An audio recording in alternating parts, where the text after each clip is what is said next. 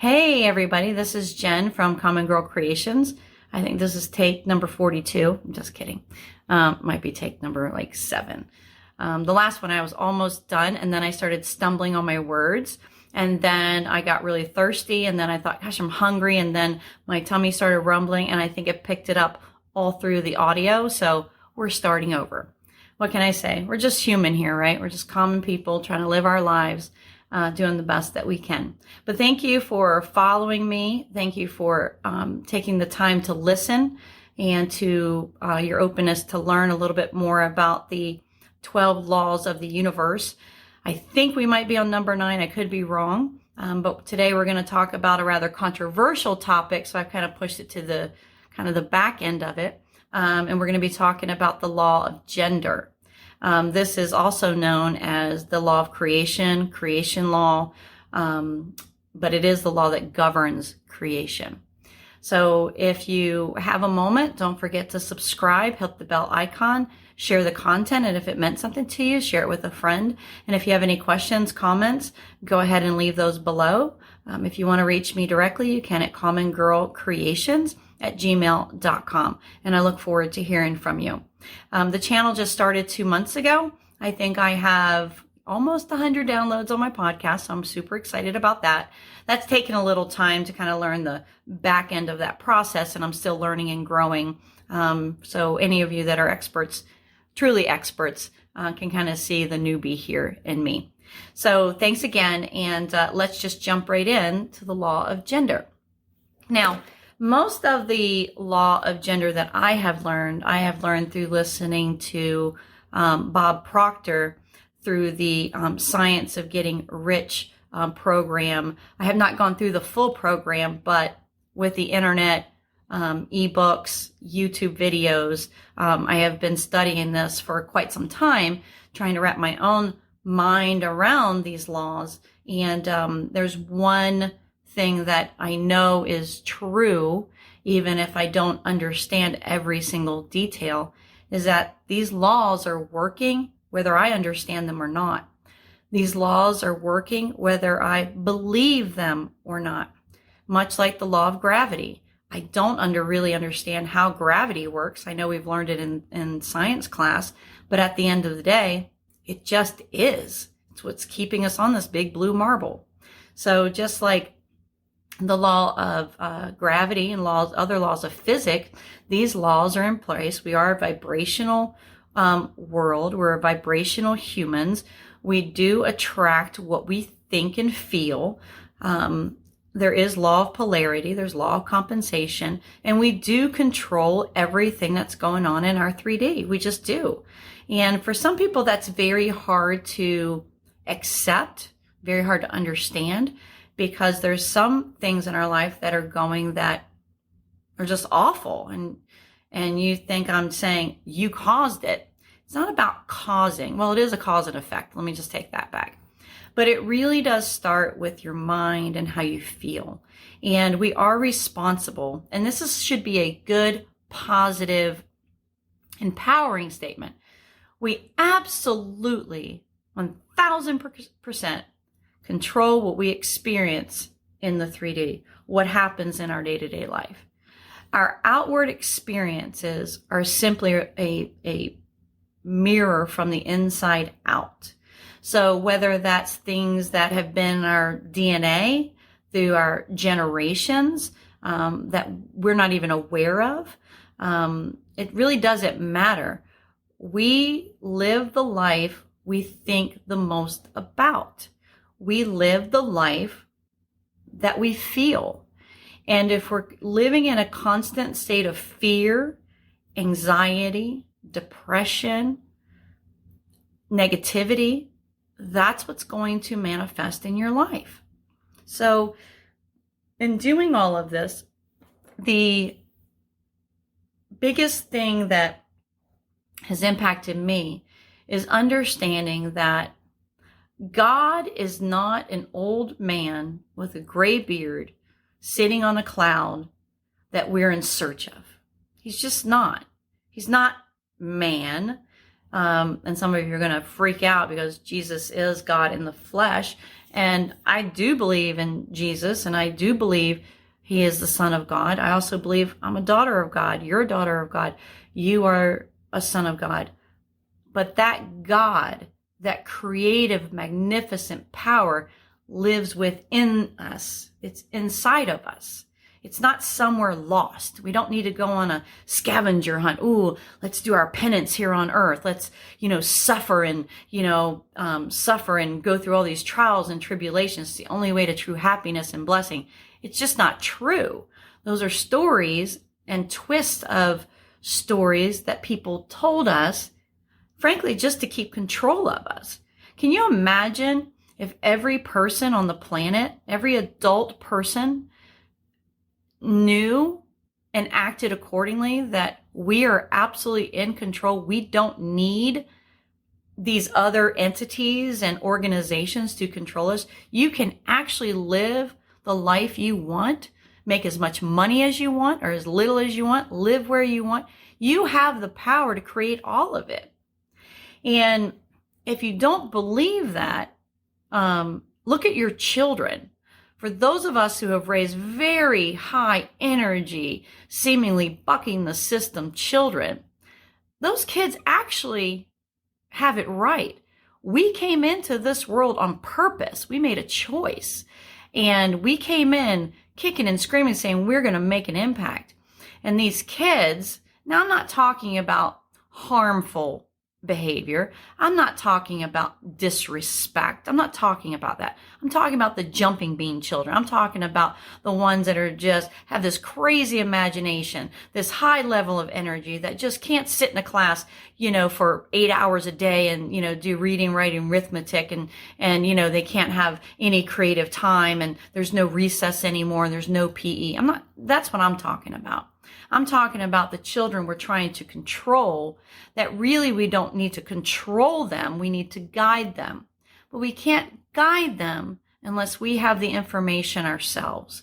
And so I just encourage you as we go through this, that you keep an open mind and understand you don't have to suffer to gain a better life.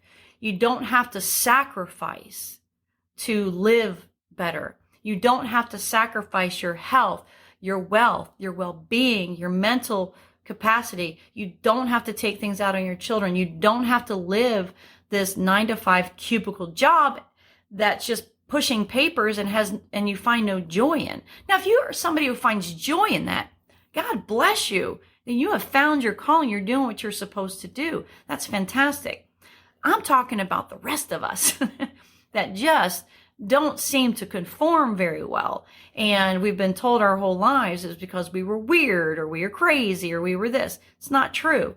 There is just something in our gut, in our root chakra actually, that has been pulling and tugging, and we know it to be true. We just need to find out what it is. So that's why I started the channel. And that's what I want to go through to the best of my ability from my understanding of these laws. You may be much further down the road. And if you are in this learning, please share, add to the conversation, correct me if there's a different, if I'm wrong, or just share your point of view. What I have found is most people, we live by the state of fault and blame, right and wrong.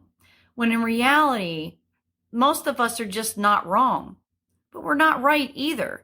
We're just trying to find our way. And what's right for you may not be right for me.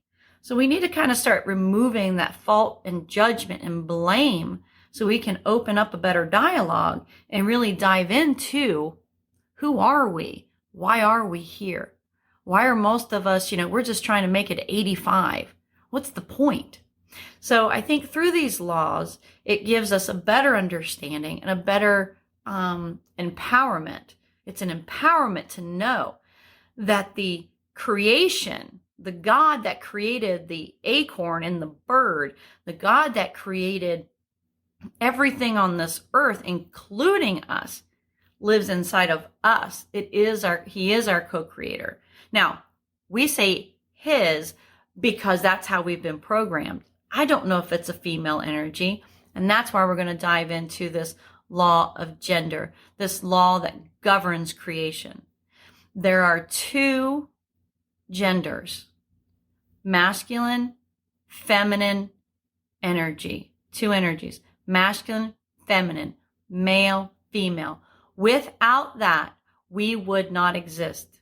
The animal kingdom would not exist. This is also obvious in the vegetable kingdom. It's in the majority, if not all kingdoms. It is required.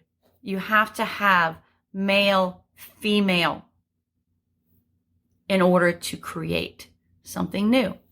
Now, Bob Proctor is what has been a really good, for me, a very good influence teacher. I've never met him. He recently died, I believe, earlier this year. But I discovered his stuff through ebooks and through YouTube videos. And he really goes into, I think it was 60 years of his life. His story is fantastic. And all the greats that he talked to, and he was mentored by like Neville Goddard and so many others. And most of the teachers out here and the life coaches and the manifesting coaches, you'll hear often repeat these names because they really are the inspiration and the teachers of the things that we have learned. So I'm going to read a part that he wrote from his Science of Getting Rich program, specifically talking about the universal law of gender. The law of gender manifests in all things as masculine and feminine. It is the law that governs what we know as creation. The word creation is often erroneously used, for in reality, nothing is actually ever created. All new things merely result from the changing of something that was into something else that now is. I'm going to read that again. I think it's so powerful to understand this. It's not that we've been created out of thin air. All new things merely result from the changing of something that was into something else that now is. I'm going to pause there before I continue reading this. And it reminds me of a story that I can't remember. I'm sure Bob Proctor shared it among some of the others and probably some other mentors and coaches. So you may have heard it. But, you know, everything ever created on this planet has been on the planet.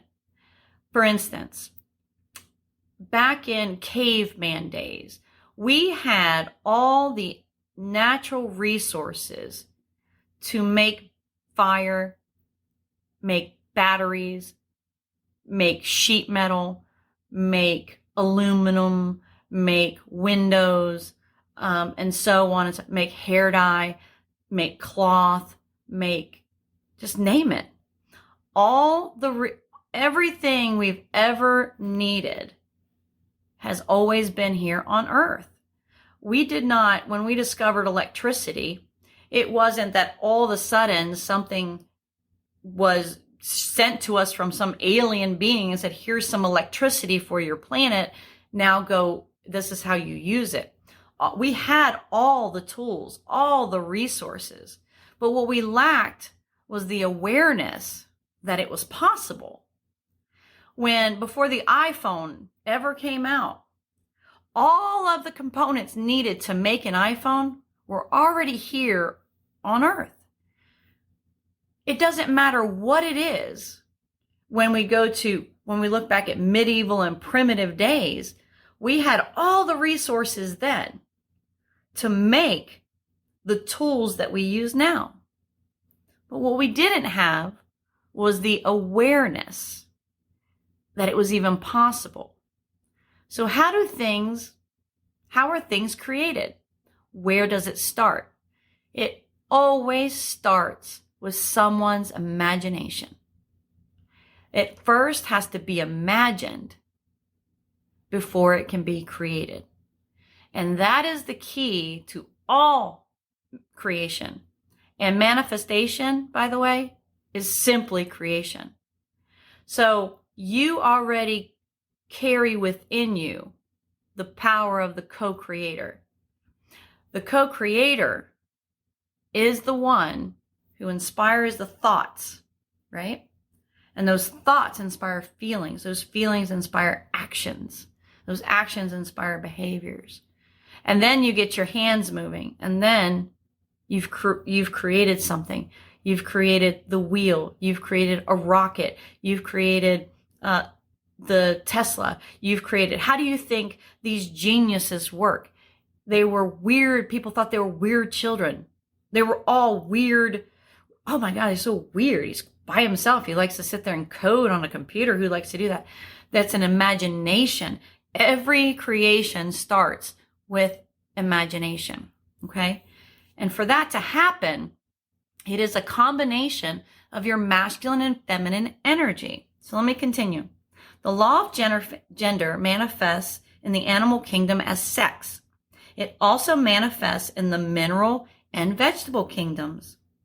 Without the dual principle of male and female in all things, there could not be a difference of potential, perpetuation of motion, nor a regeneration.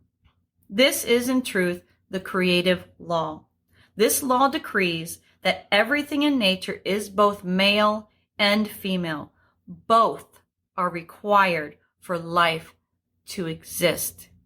You cannot get rid of one and continue to create. It's not possible. This law also decrees that all seed, when we talk about seed here, we're talking about spiritual seeds. All seeds have a gestation or an incubation period before they manifest. This is a reference to pregnancy. It's a reference to a seedling. It's a reference to a caterpillar to a butterfly. Any type of magnificent transformation from one thing to another. Again, all the elements exist. They're just coming together differently to create something new. So in other words, when you choose a goal or build the image in your mind, a definite period of time must elapse before that image manifests in physical results. Be patient. All ideas move into form in the right time. Just like pregnancy, just like caterpillars to a butterfly, just like photosynthesis. Everything here on earth, when it's transforming from one thing or many things into another thing, it takes time to do that. So there's many of you that have looked at on the surface law of attraction, law of vibration. We've talked about this. And you're saying all your affirmations, you're doing your incantations, you're probably trying even some alchemy. If you don't know what that is, we're going to do a video later on it. But you're doing all these things and you're waking up the next day and like, where's my $1 million? Where's my big house? Where's this? And it doesn't work like that. I'm not saying, now let me back up. I'm not saying miracles don't happen or can't happen, because they do. But it usually comes from the person, when you're having miracles in your life, it's usually coming from a person who has imagined, pretended, and experienced in their mind that miracle is happening. There's an assumption, the law of assumption.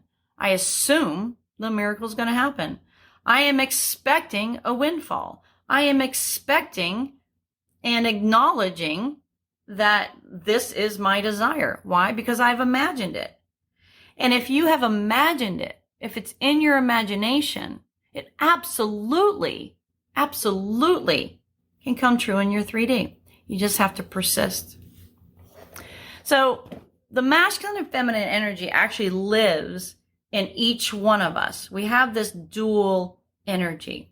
Some of us are stronger towards the feminine, some towards the masculine. And that is kind of identifying which one you are, or which one is more dominant, is a little bit longer of an explanation, and we'll dive into that in a future video. But let's just kind of recap here. You cannot create without these dual energies. You can't do it. There is no creation without it. These are different and opposing directions within our own body. Without the dual principle of male and female, there could be no difference in potential, perpetuation, or motion, or regeneration. It's why we have different goals and expectations for female athletes and male athletes. It's why we have different physical goals for the military. It is how we were created. And we can dive more on a Q&A subject of this topic in the very near future. So comment below if you'd like to be part of that, because I know it stirs up and triggers some people as I'm saying it. But it is law. It's no different than the law of gravity, the law of physics, the law of vibration assumption. It is the law of gender. Without one, you cannot have the other, and nothing will be created without the two merging together. So I'm going to end it now before I get on a huge tangent, and I want to make sure I have my thoughts and my words together before we approach kind of the next, we dive deeper into this law. But again, I want to thank you for following and for listening. And remember, if you're on YouTube, to go ahead and subscribe, or if you're on one of the podcast platforms, go ahead and subscribe, download, share, like, all the above. Of course, I'm new at this, so you know what to do to get the algorithms to kind of get my information out there. And again, commongirlcreations@gmail.com if you want to have any individual conversations. I'm not charging for any coaching or anything, at least not at this time, and I don't plan on. I think that's kind of I'm not really sure how I feel about that yet. I'm not saying I'm not going to do it, just not going to do it yet. So open to discussion. So just thank you again for following, and I hope throughout this series that you're becoming at least a little more aware and knowing and understanding and appreciating the control you actually have of your everyday life. Thanks so much, common people.